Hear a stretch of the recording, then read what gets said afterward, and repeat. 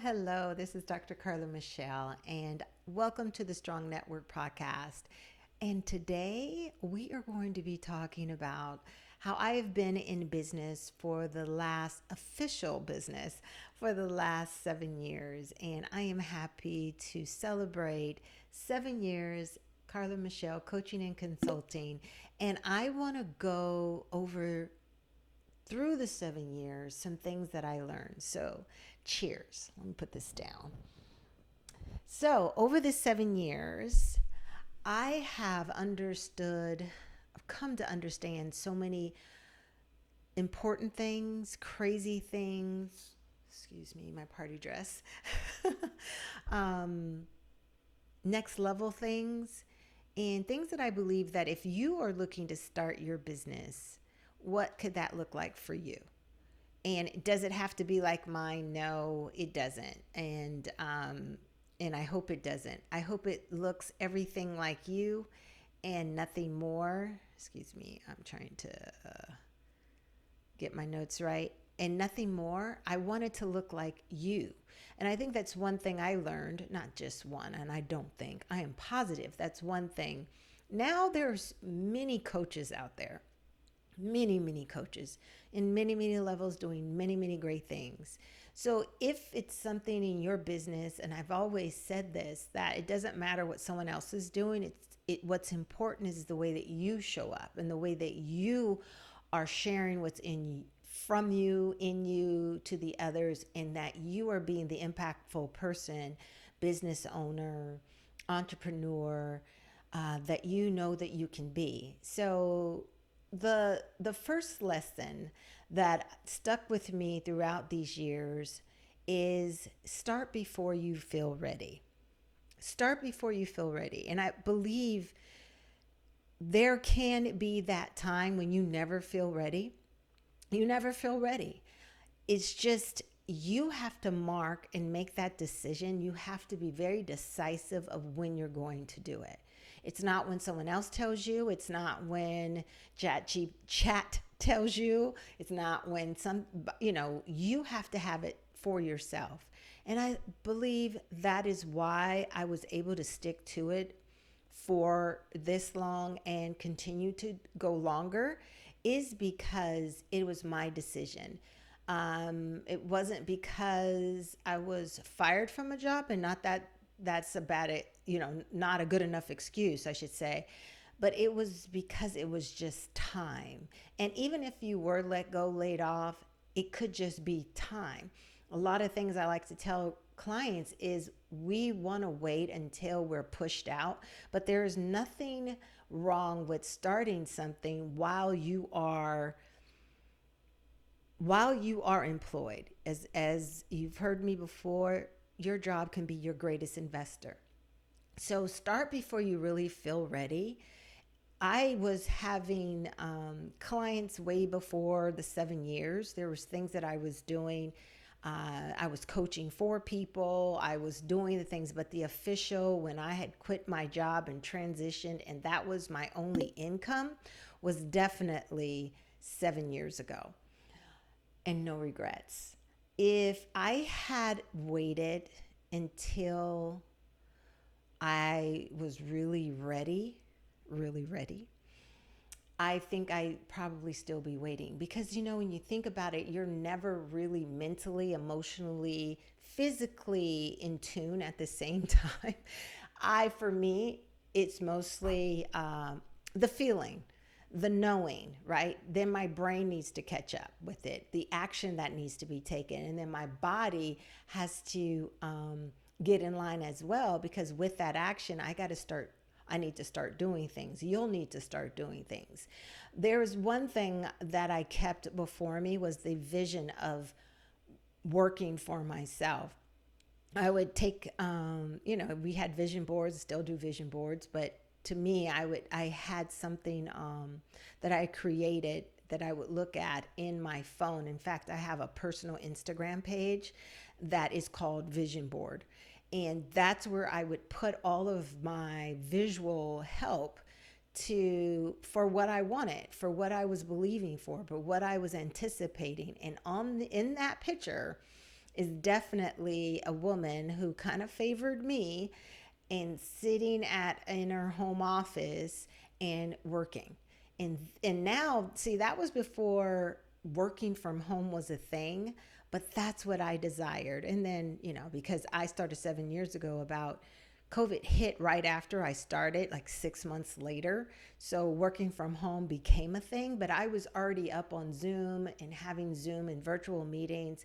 I did have a brick and mortar office, anyway, brick and mortar office. And I still would see clients safely, but it was still, even that, COVID shut down. Yes, I did take a break, but when we were start coming, people needed some coaching. People needed to understand what was happening. And that's another thing in this lesson, start before you feel ready, is because you are necessary. People want and need you. People need what you have. People need your creativity. People need your art, your baking, your sewing, your vision, your whatever you do. People need it. People need it. Lesson 2, faith and fear can occupy the same room. Faith and fear can occupy the same room. So in this room of being a business owner, you do have fear. You can have faith, a whole bunch of faith, and a little bit of fear or no fear. You can have those moments, and you can have a lot of faith and small fear.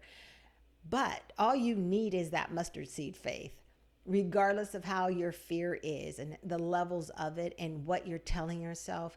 The mind is a thing that needs to be tamed.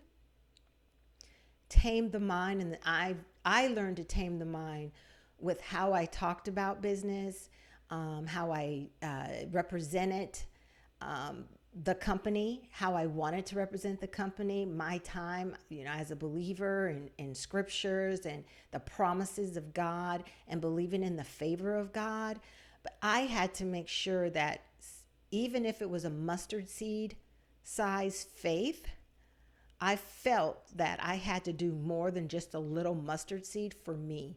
I would sleep with affirmations on. I've made my own affirmations. I had my own affirmation notebook. I would look at my vision board. There were things that I did that I kept before me. When I would walk, I would be talking to myself. I even do that now. I'll go for a walk and I have some affirmations and proclamations in my phone, and they may think I'm on a call, but I am definitely talking about the expectations that I know that can happen, and I'm waiting and looking and anticipating answered prayer. And so faith and fear can occupy the same room. Just because you have fear does not mean that you've made a mistake, because fear can paralyze you. And I had to always check in to say, is this just me trying to remain normal?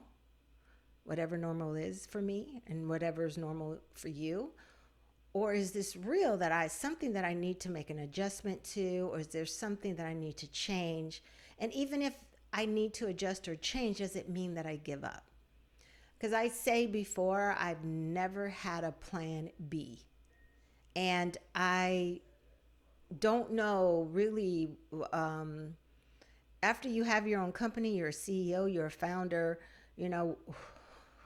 who's going to hire me? They're going to you can work for, I'm not saying who's going to hire me, but where would I go that I could get the pay that I could make on my own and not have to negotiate it? But, hey, but you never know. You never know what can happen for me or you if you do have a plan B. I'm not stopping you. There's many people who start and stop and start and stop. And if you look at any of the statistics on small businesses and businesses that start and stop and start and stop. But one thing about small businesses, we do make an impact. So I do encourage you.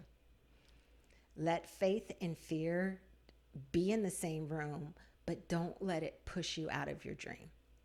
Lesson 3,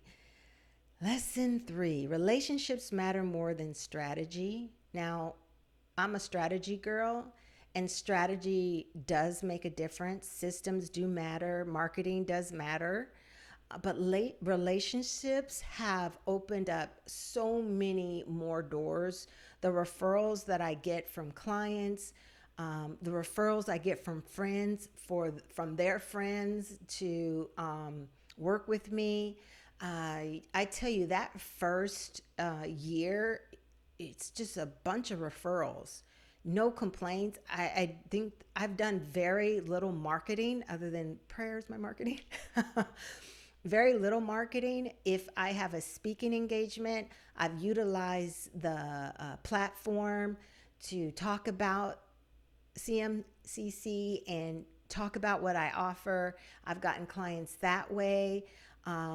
There's things that I felt were important to always be ready to mention your business at dinner or at lunch or at the gym. There's at least everywhere I've been, well, that I go consistently, someone knows what I've done, what I do. So, maybe that could be as marketing, but the point is still relationships matter. Relationships matter. The I don't want to say the worst thing, but I'm very aware of the power of the tongue and speaking and making sure that I'm not ashamed of my company. And I say that to you. Don't be ashamed, shy, scared, fearful of talking about your company. Your company, your business, whatever the size is important. And so when you say, I'm doing this little thing, don't downgrade your own work. Don't downgrade your own dream. Don't downgrade your impact, because impact is important. One of the things I love to say is that I have the answers to humanity that have never been given before. I have the answers to humanity that have never been given before. What does that all entail? I don't know, but I'm asking for the answers for you that have never been given before, so that I can help my clients, so that when I write books or when I write another book, there's something in there, even if it's just one sentence, that there is an answer that you're looking for that you've never thought of before. And I even hope in this video that there is an answer that you're looking for that you've been searching for and you've not gotten an answer. And this video is the very thing that gives you that answer. So remember relationships, because they will open doors. And people, you always hear this, right? People may not remember everything you say, but they do remember how you make them feel. And that is a goal with anywhere you go, not just with your client facing interaction, but people that you meet, people at the gas station, lots of gas station interactions, I'm sure. People at the car wash, people at the coffee shop. How do you make that person feel? And you're not doing it because they may be a potential client. You're doing it because you're sincere.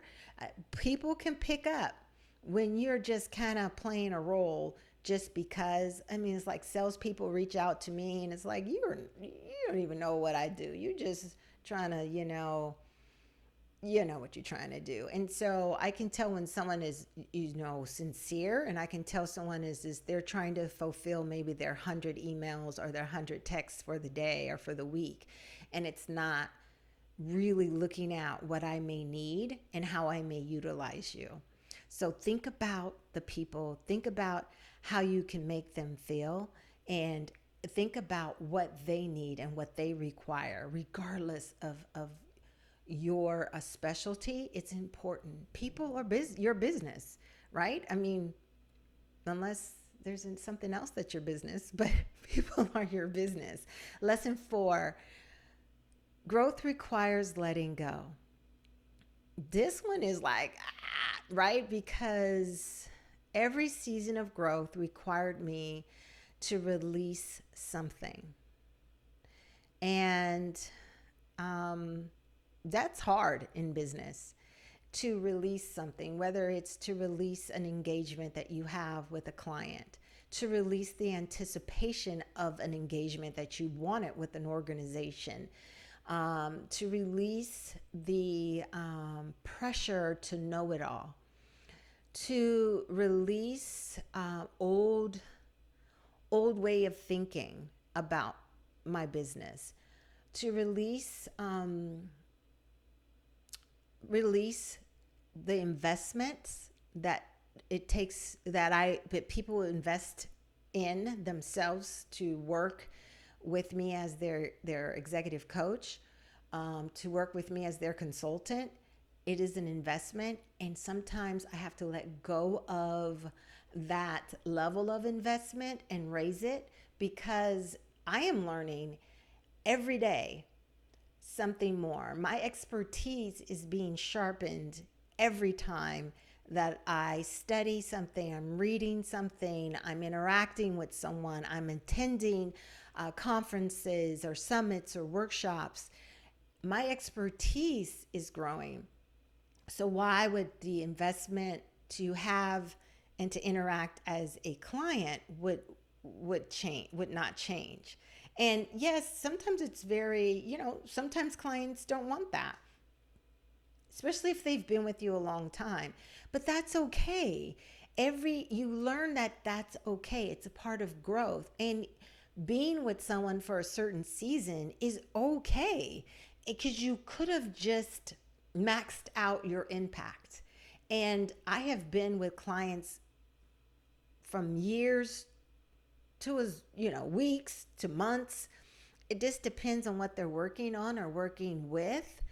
And it depends. I have seen that in the growth process with a client who's been with me like 5 years, it's not the same needs.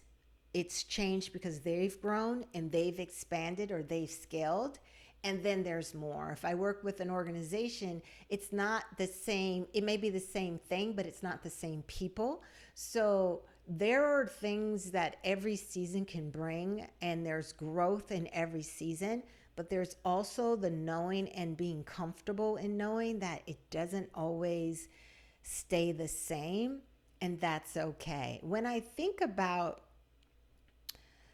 letting go, I also letting go of chasing clients is another lesson within that lesson 4. So many times, especially when you've had someone, we've done a clarity session, and we figured out that we're fit, and there's some things, and you say you want to move forward. It's not very seldom. You might get an email after we meet, but if someone is very serious, and they talked about they wanted to understand what the engagement was further than what we said over our call, I will send that to them and silence. So that's one email. That's one email that they requested to receive. So I started thinking more like when you're dating or when you're trying to date or whatever. It's like you get to that point, ladies and men, you get to that point when you said, I'm not chasing anymore. I'm not chasing. So if I'm not chasing in my personal life, then if you're not chasing in your personal life, or maybe you are, you might want to rethink it, then why would you be chasing clients? It is very tiring. So letting go of chasing clients is one of the greatest things that I've taken on, to stop chasing, to save my energy, to save all the emails and the information that we may want to send, and they're just like, oh gosh, there they go again. Or I don't know what they think, because they ghost you, so you don't really know what they think, even though we want to know what they think. Hey, you guys can tell me what you think, but what do you think? But hey, you get that initial email, and then you get a follow-up email to that email, just to make sure, because people get busy. And I've had it to where the follow-up, the second email does go, hey, yes, this was going on, blah, blah, blah, blah. Yes, let's start. Okay, I've gotten that. But then if you're ghosting me on the second email, I get it. I get it. So for you, business owners, and you are the chase, I always have that. And I wrote a book called Confidence with No Chaser. But if you're the one chasing, then you think about, why am I doing this? Is it worth it? Is it worth my time? Should I use that energy and time to, strike up another conversation with someone else, with a new person? That person that you said you were going to reach out to and you forgot, but now go ahead and use that person you met at that conference, and you had something in common. Use that time to build on some collaboration. Use that time to read a book, watch a YouTube video that helps you, or a master class, something, but use that time towards your growth. So growth requires letting go. So find out how you need to let go of old thinking, old habits, old fears, because when you hold on too tightly, you'll wear yourself out. Lesson 5, the numbers tell a story, but they are not the whole story. Yes, yes, yes, the numbers may tell a story, but they're not the whole story. There are so many times that you can look at your account and you'll be like, oh, yes, deposit, ching, ching. I used to love hearing the little bell ring saying I had, a payment, right? However, there are those times when you're not hearing it, right? There could be those seasons where you're not hearing it as often, or you're not hearing it at all. The numbers tell the story, but they do not tell the whole story. And that's one scenario, but then there's this other scenario. I have a mentor who had me do an assignment, and the assignment was, go ahead and take your Q1. I mean, I get a profit and loss from my CPA. Okay, just period. I get a profit and loss. And that's, organizational wide. But there's something about the client versus the hours I work versus the income. And seeing that, when I have it to where, when I did this calculation in the first quarter of this year, I was very happy with the numbers that I saw when it came to the hours I worked, with the investment that was made from the client, and how many clients. It was, the first quarter was, I was like, wow, okay. doing it that way helped me not look at just, expenses and all that we see with a P&L.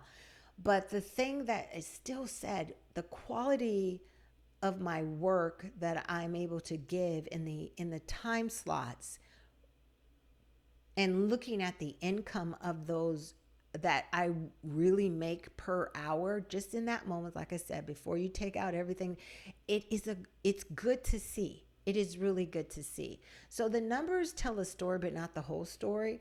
So sometimes numbers can be just straight out, and deposits are being made. And there's those times that you need to sit down, and when you think you're not doing so well, you look and you do some calculations, and you find, like, that's not bad. I'm still making more than I did when I worked for somebody. You may be saying that. Lesson 6, consistency beats intensity. So intensity, I had to let go of a lot of just intensified movement of, I got to do this. I better do this now. I'm going to stay up all night. I'm going to wake up early. I'm going to not eat, not intentionally not eat, but I'm going to work through this lunch. And, I can't meet. I can't have, I can't have fun. I'm not going out with friends. I'm not meeting anybody because I'm tired and I'd rather just go to bed. So consistency beats intensity. That to me meant so much to understand. Calm the heck down. Is all this intensified mental, physical work that you're doing, is it paying off? Now, there's times where you can do it for the moment because there's something, I get that. But if that is the way that I would have kept living, that is not good. It is burnout. It can lead to depression. It can take away your confidence. It can, you'll look up and you have no friends because every time they ask you to go somewhere, you're always got work to do.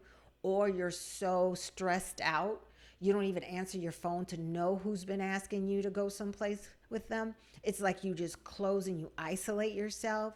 That intensity, no. So that was a no for me, but being consistent. And it wasn't about consistency, like I'm going to do this 3 times a week. Other than workout, I'll do that. But work wise, it's not something like I didn't do this and I said I was going to do it 5 times this week. And it's like, then why are we working for ourselves? Because that's what something that was required from us when we worked for someone. So the benefit of owning your own business is to make sure that you are living a life that is harmonized, not just balance. I always say, I don't know if you can actually get work-life balance. That means but harmony, where it's harmonized. And there's like, even though there's a project that needs to be done, I know it's going to take some time, but I know after that, I'm going to take some rest. I'm going to be by the pool. I'm going to go for a walk. I'm going to go to dinner. I'm going to go to breakfast. I'm going to do something that brings in that harmony back. I'm going to read a book that makes me laugh, something. But it is not going to be every day I am burning, and I'm not going to be burning the midnight oil. Let me finish that sentence.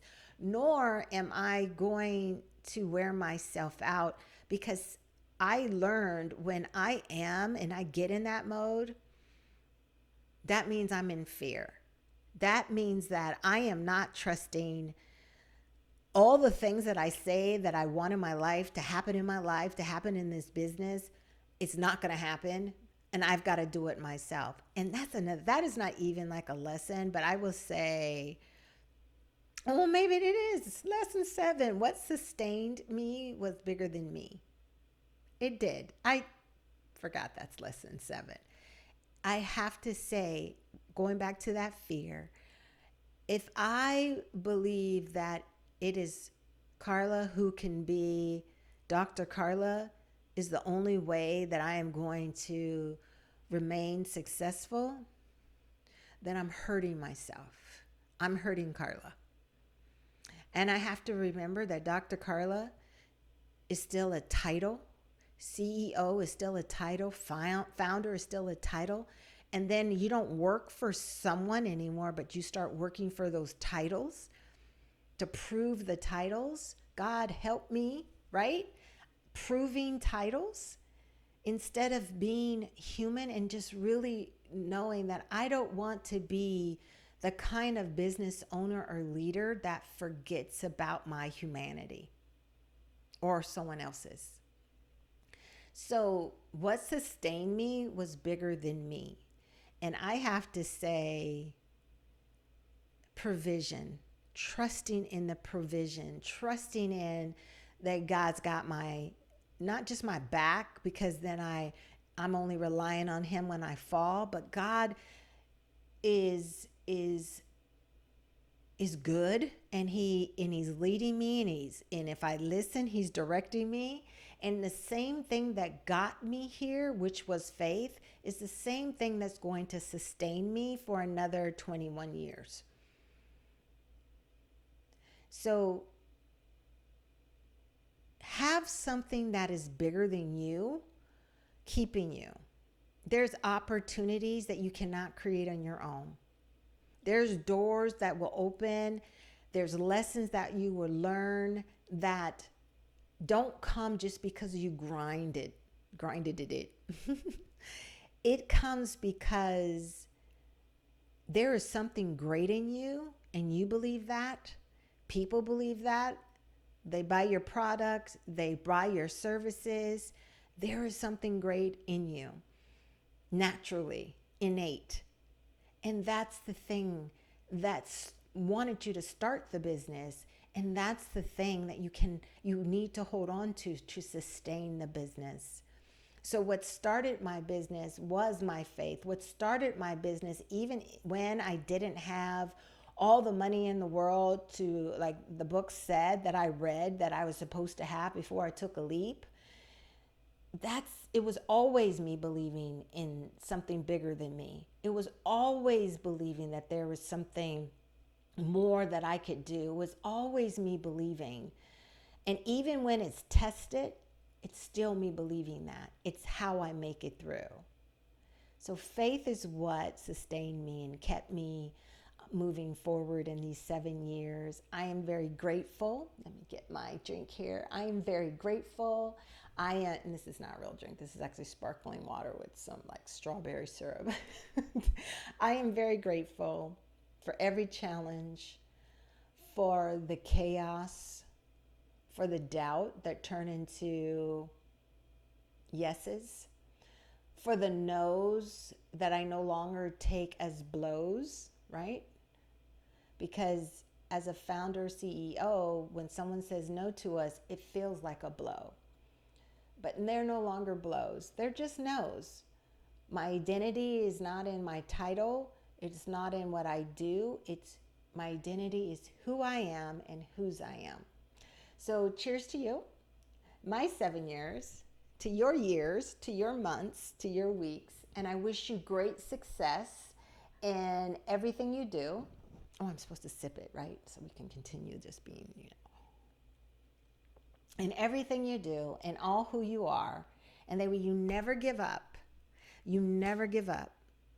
And hey, if you have any questions, any more questions about, my 7 years, official 7 years, and what it takes, or if you like to work with me, always feel free to reach out at Dr. Carla Inc. Dr. Carla D DRCARLA at drcarlainc.com. DRCARLAINC.com. I look forward to talking to you, and thanks for celebrating with me. Have a good one.